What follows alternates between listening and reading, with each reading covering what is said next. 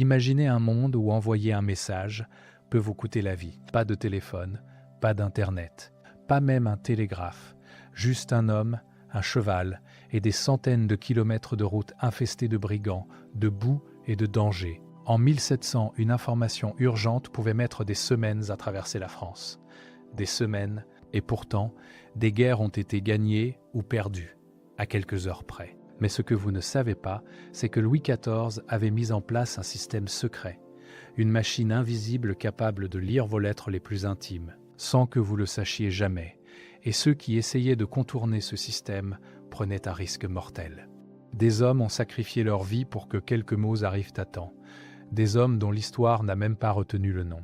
Et ce qu'ils transportaient dans leur sacoche de cuir a parfois changé le destin de l'Europe. Avant de plonger dans cette histoire oubliée, dites-moi en commentaire depuis quel pays vous regardez cette vidéo. Et si vous aimez découvrir les secrets enfouis de l'histoire de France, abonnez-vous maintenant, parce que chaque semaine, je déterre des vérités que les manuels scolaires n'ont jamais osé vous raconter. On commence. Nous sommes à Versailles. L'aube se lève sur le château le plus somptueux d'Europe.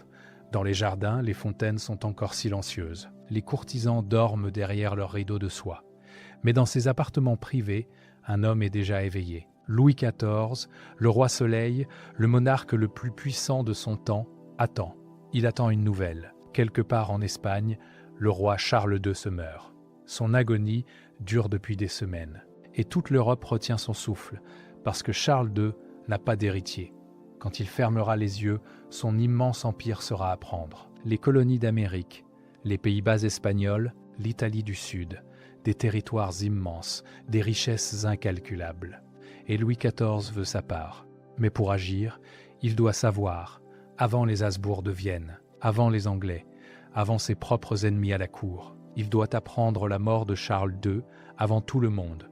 Et c'est là que commence notre histoire. Parce qu'en 1700, savoir avant les autres n'a rien d'évident.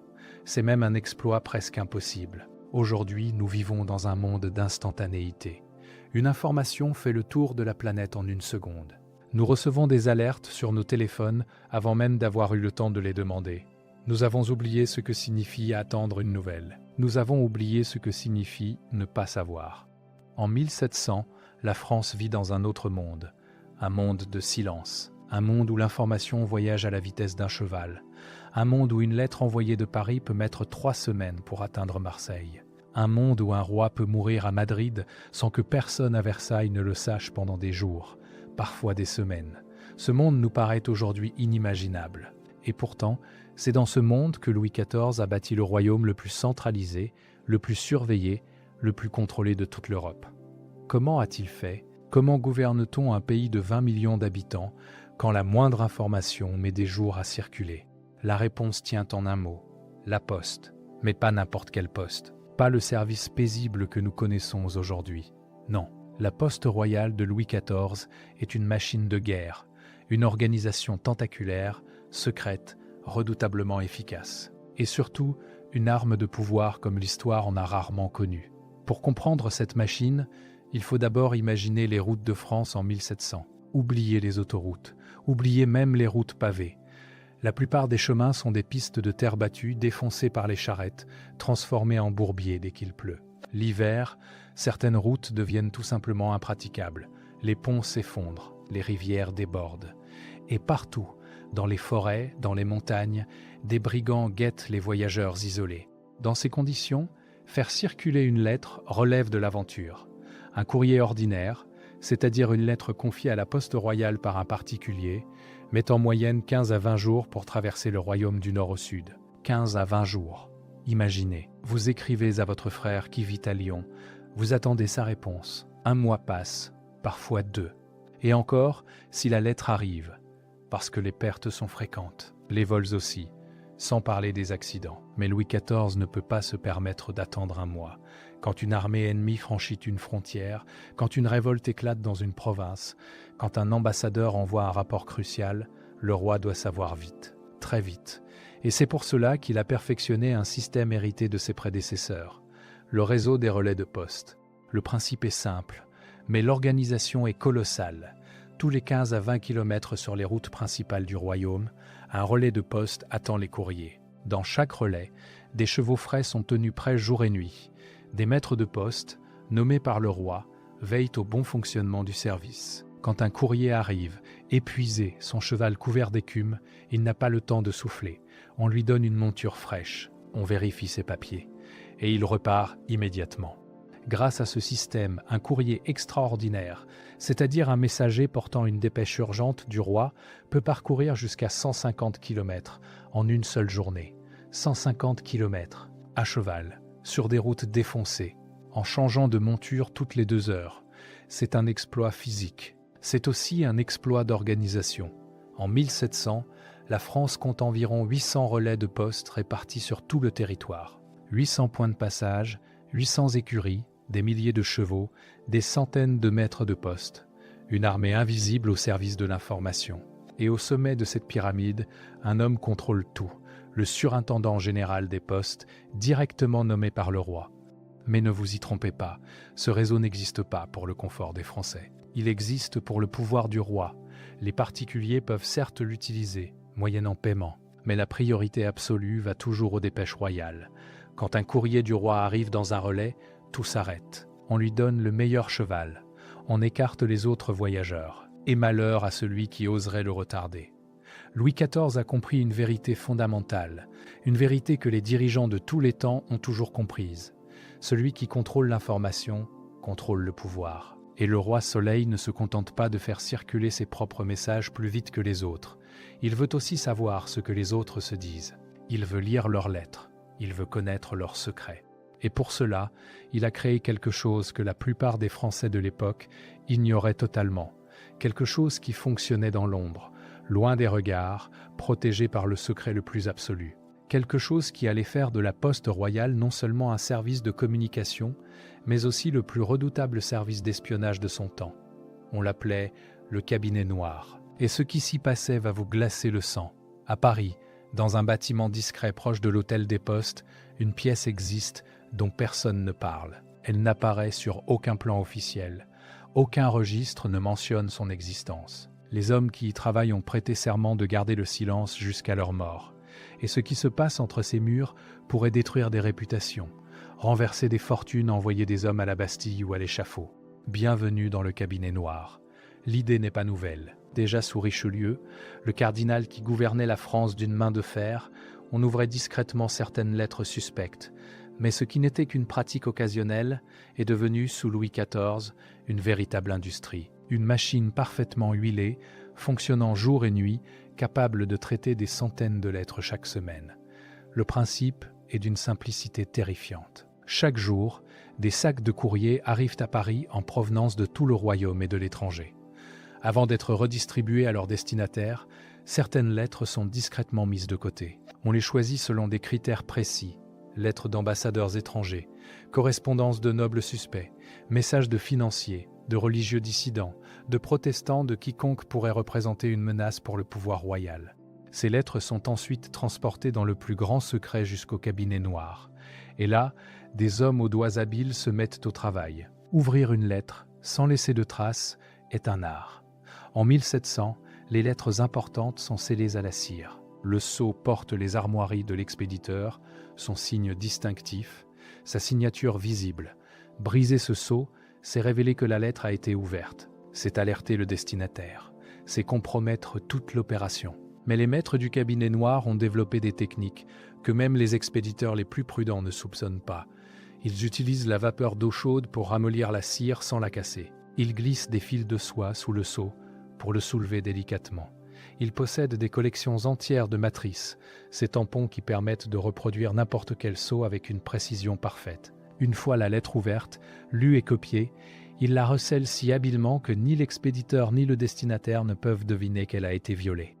Le processus prend moins d'1 heure, et le lendemain matin, la lettre poursuit son chemin comme si de rien n'était. Pendant ce temps, une copie est déjà sur le bureau du roi. Louis XIV lit ses copies chaque matin après la messe. C'est devenu un rituel. Ses ministres lui présentent les extraits les plus importants, les passages les plus révélateurs. Le roi apprend ainsi ce que l'ambassadeur d'Angleterre écrit secrètement à Londres. Il découvre les plaintes que tel duc adresse à son cousin. Il surprend les manigances de tels financiers qui cherchent à le tromper. On raconte que Louis XIV a dit un jour cette phrase glaçante « Qui tient les postes tient le royaume ». Vrai ou inventé, cette citation résume parfaitement sa philosophie. Pour le roi Soleil, le secret des autres est une arme, et il n'hésite pas à s'en servir. L'homme qui supervise cette machine infernale s'appelle Louvois. Michel Letellier, marquis de Louvois, secrétaire d'État à la guerre. C'est lui qui a transformé le cabinet noir en instrument de terreur silencieuse.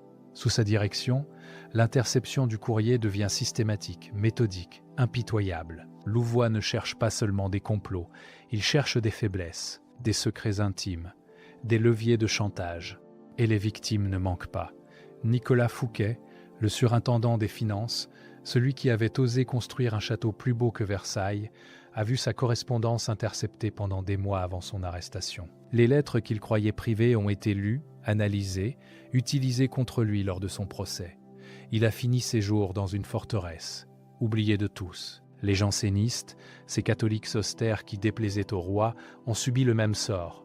Leurs lettres étaient systématiquement ouvertes. Leurs réseaux ont été infiltrés, leurs chefs ont été identifiés et persécutés. Le cabinet noir a été l'arme invisible qui a permis de les traquer. Les protestants, après la révocation de l'édit de Nantes en 1685, ont compris à leurs dépens que toute correspondance avec l'étranger était surveillée. Ceux qui tentaient de communiquer avec leurs coreligionnaires, en Hollande ou en Angleterre, prenaient un risque mortel. Une lettre interceptée pouvait signifier les galères, la prison, parfois la mort. Mais le cabinet noir ne se contentait pas de surveiller les ennemis intérieurs. Il espionnait aussi les puissances étrangères. Les ambassadeurs en poste à Paris croyaient leurs courriers diplomatiques protégés par les usages internationaux. Ils se trompaient. Leurs dépêches étaient ouvertes comme les autres, copiées, déchiffrées quand elles étaient codées. Car oui, certains correspondants prudents utilisaient des codes secrets pour protéger leurs messages. Ils remplaçaient les lettres par des chiffres, les mots par des symboles, les noms propres par des pseudonymes. Ils pensaient ainsi échapper à la curiosité du roi. Mais Louis XIV avait un atout maître, un homme dont le génie allait rendre presque tous ses codes inutiles, un homme qui pouvait lire ce que les autres croyaient illisible. Cet homme s'appelait Antoine Rossignol, et il était le plus grand cryptographe de son temps. Rossignol avait commencé sa carrière sous Louis XIII. Dès sa jeunesse, il avait montré un talent extraordinaire pour déchiffrer les messages codés. On raconte qu'il a percé en quelques heures un code que les meilleurs esprits avaient jugé inviolable. Cette prouesse lui a valu la protection du cardinal de Richelieu, puis celle de Mazarin, puis celle de Louis XIV lui-même. Sous le règne du roi Soleil, Rossignol est devenu irremplaçable. Il a formé une équipe de déchiffreurs, installés dans une aile secrète du cabinet noir. Ensemble, ils ont brisé des dizaines de codes diplomatiques, les secrets de l'Espagne, de l'Autriche, de l'Angleterre, des principautés allemandes, tous sont passés entre leurs mains. Louis XIV savait souvent ce que ses ennemis préparaient avant même que leurs propres généraux ne reçoivent leurs ordres. Mais tout système a ses failles. Et le cabinet noir, malgré sa puissance, ne pouvait pas tout voir, parce que les ennemis du roi avaient eux aussi leurs méthodes. Des méthodes secrètes, ingénieuses, parfois désespérées. Des hommes et des femmes ont risqué leur vie pour faire passer des messages hors de portée des espions royaux. Ils ont inventé des encres invisibles que seul le feu pouvait révéler. Ils ont caché des lettres dans des doublures de vêtements, dans des talons de chaussures, dans des pains de cire. Ils ont traversé des frontières de nuit, déguisés en mendiants ou en marchands. Et certains de ces messages ont changé le cours de l'histoire, parce que dans cette guerre de l'ombre, la victoire n'appartenait pas toujours aux plus puissants. Elle appartenait parfois aux plus rusés. Nous sommes en 1687, 2 ans après la révocation de l'édit de Nantes. Dans toute la France, les protestants sont traqués. Leurs temples ont été détruits, leurs pasteurs ont été chassés ou emprisonnés. Ceux qui refusent de se convertir au catholicisme risquent les galères, la confiscation de leurs biens, parfois la mort. Des centaines de milliers de Huguenots ont déjà fui vers la Hollande, l'Angleterre, la Prusse, la Suisse. Mais des milliers d'autres sont restés, cachés, pratiquant leur foi en secret dans des greniers, des caves, des forêts. Ces hommes et ces femmes ont besoin de communiquer avec leurs familles exilées, avec leurs coreligionnaires dispersés, avec les pasteurs réfugiés à l'étranger qui leur envoient des encouragements, des instructions, parfois de l'argent. Mais comment faire passer un message quand la poste royale est une machine à espionner? Comment écrire une lettre quand le cabinet noir peut la lire avant son destinataire? La réponse, c'est l'ingéniosité du désespoir. Les protestants clandestins ont développé tout un arsenal de techniques pour échapper à la surveillance. Et ce qu'ils ont inventé ressemble parfois à un roman d'espionnage. La première arme, c'est l'encre invisible. Le principe est connu depuis l'Antiquité, mais les Huguenots l'ont perfectionné. Le jus de citron, une fois séché, devient invisible sur le papier. Mais si l'on approche la feuille d'une flamme, les lettres réapparaissent, brunies par la chaleur. Le lait fonctionne de la même manière. Certains utilisent même leur propre urine, qui laisse des traces lisibles uniquement sous certaines lumières. Un protestant pouvait donc écrire une lettre parfaitement innocente, parlant de récolte ou de santé familiale, et glisser entre les lignes un message secret rédigé à l'encre invisible. Les agents du cabinet noir, même s'ils ouvraient la lettre, ne voyaient que des banalités. Le vrai message passait sous leurs yeux sans qu'ils s'en doutent. Mais Louis XIV et ses espions n'étaient pas dupes. Ils connaissaient l'existence des encres sympathiques. Les lettres suspectes étaient systématiquement chauffées, exposées à différentes lumières, traitées avec des réactifs chimiques. La guerre de l'ombre était une course permanente entre ceux qui cachaient et ceux qui cherchaient. Alors les protestants ont inventé autre chose, les codes et les chiffres. Au lieu d'écrire en clair, ils remplaçaient chaque lettre par un symbole, chaque mot important par un pseudonyme. Les noms de villes devenaient des noms de fleurs.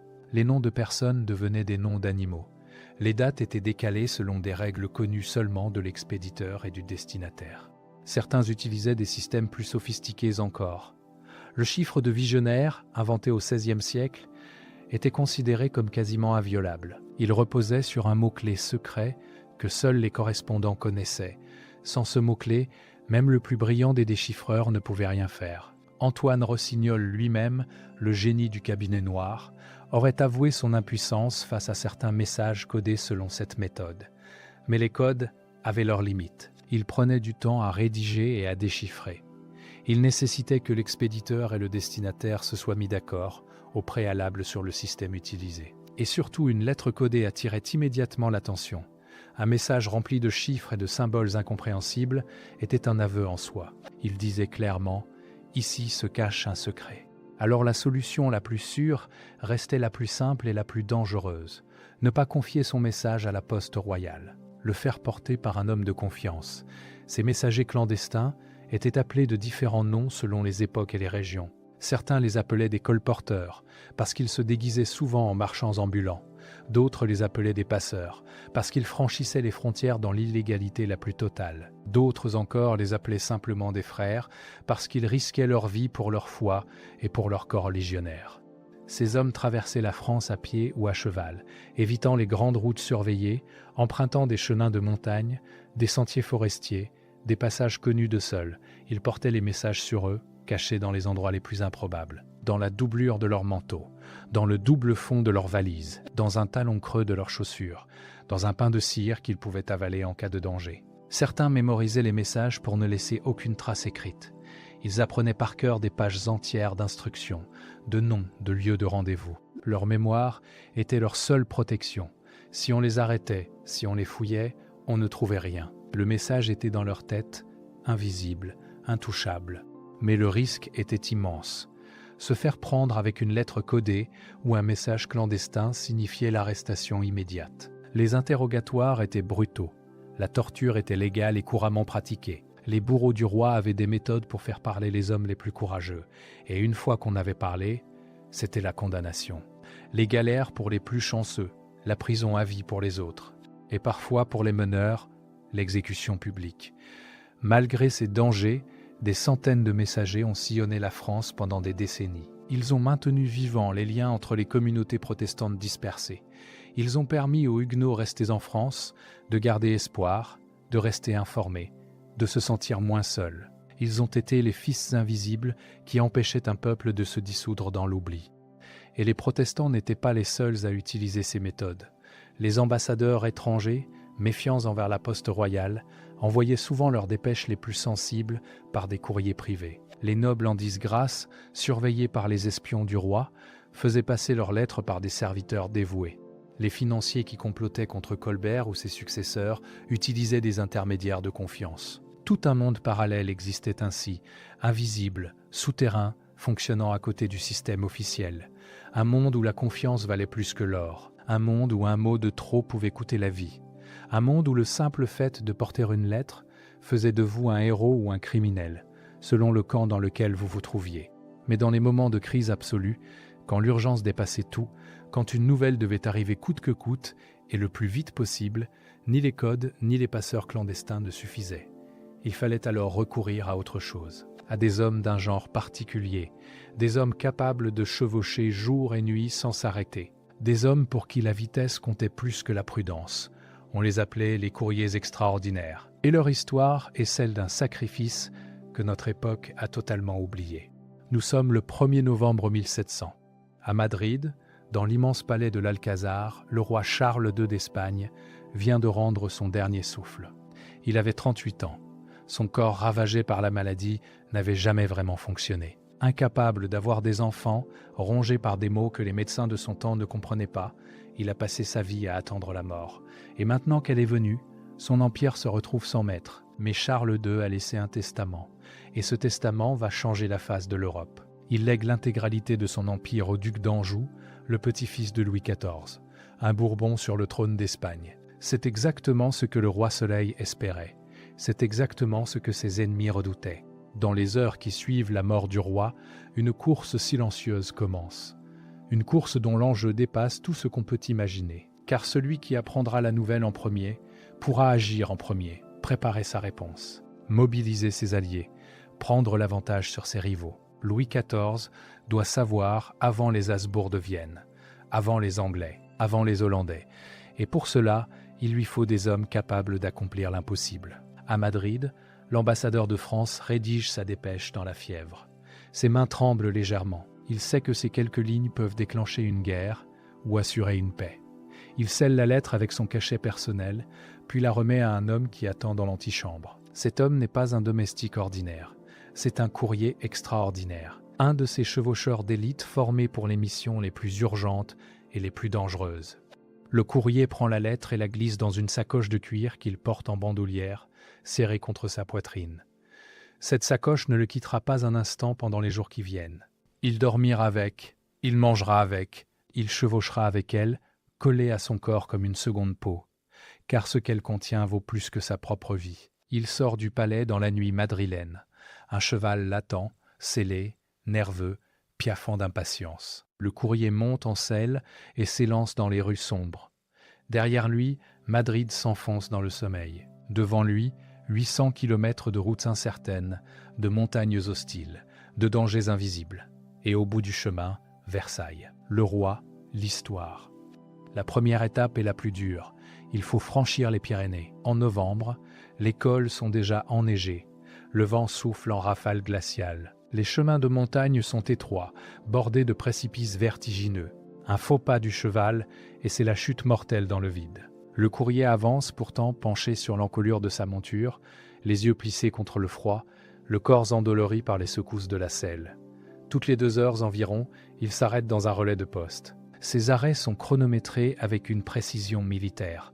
Le courrier descend de cheval, chancelle parfois tant ses jambes sont engourdies. Des palefreniers se précipitent pour lui amener une monture fraîche. On lui tend un morceau de pain, une gourde de vin. Il mange debout, en quelques bouchées rapides. Pas le temps de s'asseoir, pas le temps de se reposer. La sacoche reste sur son épaule, toujours. Et puis il repart. Un nouveau cheval sous lui, la route devant, les kilomètres qui défilent. Les courriers extraordinaires sont des hommes à part. Ils ont été sélectionnés dès leur jeunesse pour leur endurance, leur courage, leur capacité à résister à la douleur et à la fatigue. Ils savent monter à cheval comme d'autres savent marcher. Ils connaissent les routes du royaume par cœur, avec leurs raccourcis, leurs pièges, leurs passages dangereux. Ils savent reconnaître un pont fragile, une rivière en crue, une forêt où rôdent les brigands. Car les brigands sont une menace constante. Les grandes routes de France, malgré les efforts de la maréchaussée, ne sont pas sûres. Des bandes organisées attaquent les voyageurs isolés, les dépouillent, parfois les tuent. Un courrier portant une sacoche royale est une cible de choix. On sait qu'il transporte quelque chose d'important. On espère y trouver de l'argent, des bijoux, des documents monnayables. Pour se défendre, les courriers extraordinaires portent des armes. Un pistolet à la ceinture, parfois une épée. Mais leur meilleure protection reste la vitesse. Ils passent si vite que les brigands n'ont pas le temps de réagir. Ils surgissent au galop, traversent les zones dangereuses comme des ombres, disparaissent avant qu'on ait pu les intercepter. Et s'ils sont poursuivis, ils ont des chevaux frais quand leurs poursuivants n'en ont qu'un seul, épuisés. Notre courrier parti de Madrid franchit les Pyrénées en 2 jours. 2 jours de chevauchée presque ininterrompus, à travers la neige, le vent, les chemins défoncés. Son corps n'est plus que douleur. Ses mains sont gercées par le froid. Ses cuisses sont à vif à force de frotter contre la selle. Mais il continue. En territoire français, la route devient un peu meilleure. Les relais de poste sont plus nombreux, mieux organisés. Le réseau de Louis XIV fonctionne à plein régime. À chaque étape, le courrier montre ses papiers frappés du sceau royal. Ces papiers lui donnent tous les droits, priorité absolue sur les autres voyageurs, meilleurs chevaux disponibles, passage gratuit sur les ponts et les bacs. Quiconque oserait le retarder s'exposerait à la colère du roi lui-même. Les jours passent dans une succession épuisante de relais, de galops, de brèves haltes. Le courrier traverse le sud de la France comme une flèche. Toulouse, Montauban, Limoges, Orléans. Chaque ville n'est qu'un point de passage, une étape dans une course dont l'arrivée semble toujours hors d'atteinte. Il ne dort presque pas, quelques heures par nuit, dans une chambre de relais, sans même ôter ses bottes. Son sommeil est peuplé de cauchemars, où il tombe de cheval, où sa sacoche lui est arrachée, où il arrive trop tard. Il se réveille en sursaut, le cœur battant, et repart dans la nuit noire.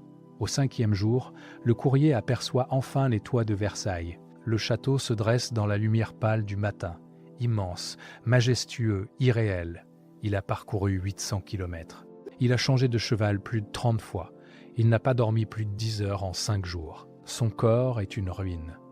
Mais il a réussi. Il franchit les grilles du château.